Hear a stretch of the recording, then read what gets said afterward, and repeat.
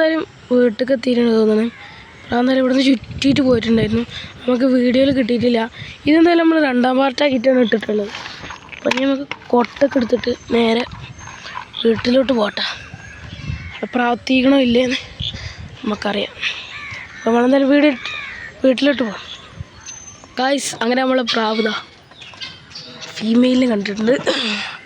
2 പേരും ഇവിടെ എത്തിയിട്ടുണ്ട് ഗായ്സ്. നമ്മളെന്തായാലും ആകെ 2 പേര് പ്രാർത്ഥിച്ചിട്ടുള്ളൂ. അപ്പോൾ 2 പേരും ഇവിടെ എത്തിയിട്ടുണ്ട്. അപ്പോൾ നമ്മൾ ഈ ജോഡി എന്തായാലും എഗ് ചെയ്യാനായിട്ടുണ്ട്. അപ്പോൾ ഇനി ഒരു എഗ്ഗിങ് വീഡിയോസൊക്കെ ഇനി വരാൻ പോകുന്നത്.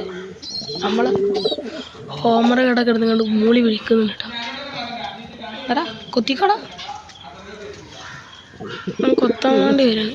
ആഹാ. അപ്പോൾ എന്തായാലും കേസിലെ വീഡിയോ ഇഷ്ടപ്പെട്ടെങ്കിൽ ലൈക്ക് ചെയ്യുക, ഷെയർ ചെയ്യുക, സബ്സ്ക്രൈബ് ചെയ്യുക. അപ്പോൾ എന്തായാലും ഇന്ന് ഇത്രേ ഉള്ളൂ. അപ്പോൾ അടുത്ത വീഡിയോ ആയിട്ട് കാണാം.